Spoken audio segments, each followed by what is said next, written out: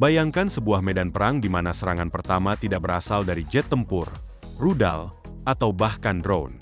Sebaliknya, serangan itu datang dari ratusan kilometer di atas bumi, bergerak dengan kecepatan cahaya.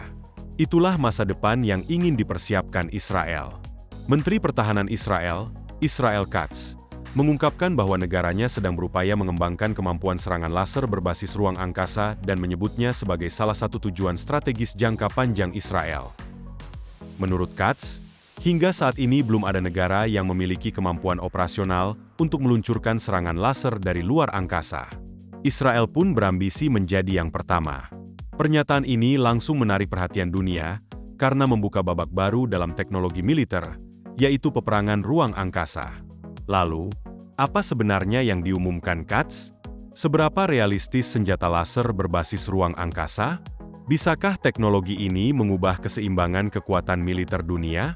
Dan tantangan apa saja yang masih menghalangi? Mari kita uraikan. Berbicara dalam pengarahan bersama wartawan militer, Israel Katz mengatakan bahwa dirinya bersama Perdana Menteri Benyamin Netanyahu telah menginstruksikan lembaga pertahanan Israel untuk merekrut para ilmuwan terbaik negara itu guna mengembangkan teknologi militer paling canggih. Di antara berbagai ambisi tersebut, terdapat kemampuan yang terdengar seperti fiksi ilmiah. Katz menyatakan bahwa Israel ingin menjadi negara terdepan di dunia dalam melancarkan serangan dari luar angkasa. Ia mengatakan kemampuan tersebut akan memberikan daya gentar yang belum pernah ada sebelumnya dan memungkinkan Israel menghancurkan target musuh sambil mempertahankan keunggulan teknologi yang menentukan. Meskipun para pejabat Israel sebelumnya telah berbicara mengenai perluasan kemampuan militer di luar angkasa, inilah pertama kalinya seorang pejabat senior secara terbuka menyebut secara spesifik pengembangan senjata laser berbasis ruang angkasa. Hal ini pun langsung memunculkan pertanyaan besar. Apakah Israel sedang mempersiapkan era peperangan yang benar-benar baru? Berbeda dengan rudal tradisional, senjata laser menembakkan pancaran energi elektromagnetik yang sangat terkonsentrasi. Alih-alih meledak saat mengenai sasaran, senjata ini merusak atau menghancurkan target melalui panas luar biasa yang dihasilkan oleh cahaya yang difokuskan. Sebenarnya, senjata laser berbasis darat sudah ada. Sistem Iron Beam milik Israel dirancang untuk mencegat roket, drone, dan peluru mortir menggunakan sinar laser berenergi tinggi. Karena setiap tembakan laser hanya membutuhkan biaya yang jauh lebih kecil dibandingkan rudal pencegat, teknologi ini dipandang sebagai revolusi dalam sistem pertahanan udara. Namun, menempatkan laser di luar angkasa merupakan lompatan kemampuan militer yang jauh lebih besar. Alih-alih hanya melindungi kota dari serangan roket, platform laser orbital secara teori dapat menargetkan satelit, rudal, bahkan infrastruktur strategis dari atas bumi. Militer modern sangat bergantung pada satelit. Satelit menyediakan komunikasi, pengumpulan intelijen, navigasi GPS, sistem peringatan rudal, pemantauan cuaca, hingga pengawasan medan perang. Tanpa satelit, angkatan bersenjata modern akan kehilangan sebagian besar kemampuan mereka untuk mengkoordinasikan operasi. Inilah yang membuat ruang angkasa menjadi salah satu domain paling bernilai dalam peperangan modern. Jika suatu negara mampu menonaktifkan satelit lawannya, negara tersebut dapat melemahkan sistem komando, mengurangi kemampuan intelijen, serta mengganggu operasi militer bahkan sebelum konflik benar-benar dimulai. Misi lain yang dibayangkan adalah mencegat rudal balistik pada tahap awal penerbangannya. Karena sinar laser bergerak dengan kecepatan cahaya, target dapat dihantam hampir seketika. Beberapa peneliti juga percaya bahwa laser dapat digunakan untuk menghancurkan puing-puing orbit yang berbahaya, sehingga mengurangi risiko bagi satelit militer maupun sipil. Sementara itu, sebagian lainnya berpendapat bahwa laser dapat membutakan satelit pengintai untuk sementara tanpa harus menghancurkannya secara fisik. Setiap kemungkinan tersebut berpotensi mengubah cara dunia merencanakan peperangan. Walaupun Katz menyatakan bahwa saat ini belum ada negara yang memiliki kemampuan tersebut, beberapa kekuatan besar dunia telah lama berinvestasi besar-besaran dalam program militer ruang angkasa. Amerika Serikat telah menghabiskan puluhan tahun meneliti senjata energi terarah dan teknologi pertahanan ruang angkasa.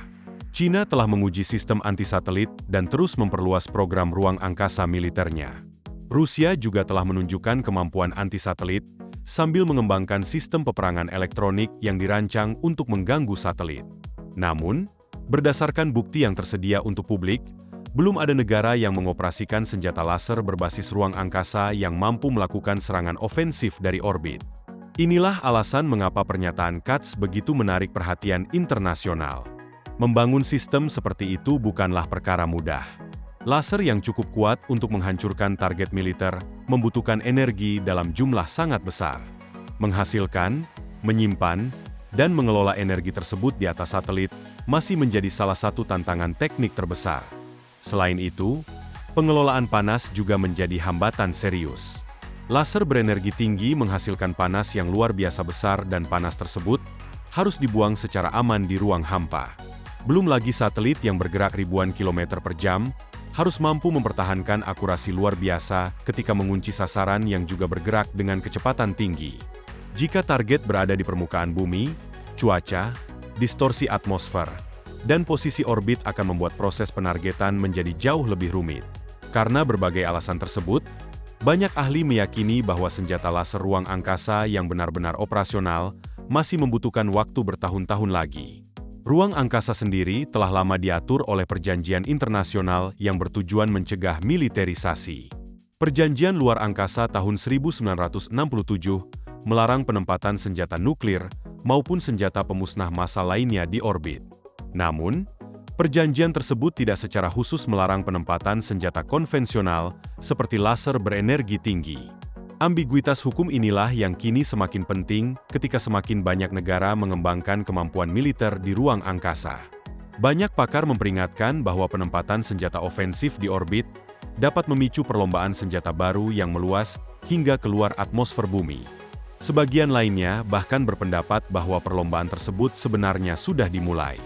Terlepas dari berhasil atau tidaknya Israel mewujudkan ambisinya, pengumuman Katz menunjukkan adanya perubahan besar dalam arah perkembangan industri pertahanan global. Persaingan militer kini tidak lagi terbatas pada darat, laut, dan udara.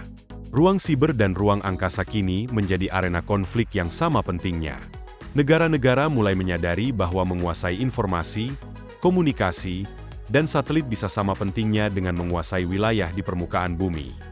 Senjata laser menjanjikan waktu respons yang jauh lebih cepat, biaya operasional yang lebih rendah, serta tingkat presisi yang lebih tinggi dibandingkan rudal tradisional.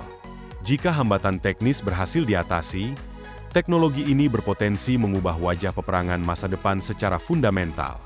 Ambisi Israel untuk mengembangkan senjata laser berbasis ruang angkasa menjadi salah satu tujuan teknologi militer paling berani yang diumumkan dalam beberapa tahun terakhir.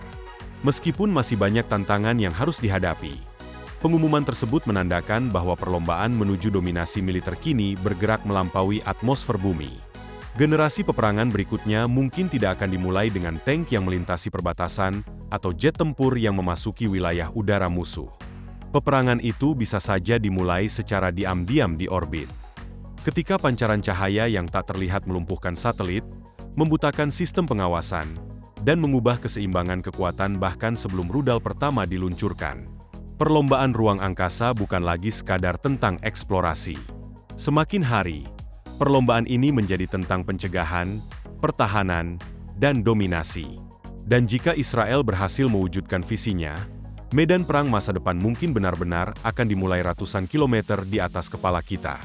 Bagikan pendapat Anda di kolom komentar di bawah ini. Jangan lupa untuk like, subscribe dan aktifkan notifikasi pada video ini, agar tetap mendapatkan informasi tentang perkembangan terbaru dalam perubahan tatanan dunia yang sedang berlangsung. Terima kasih telah menonton dan sampai jumpa di video berikutnya.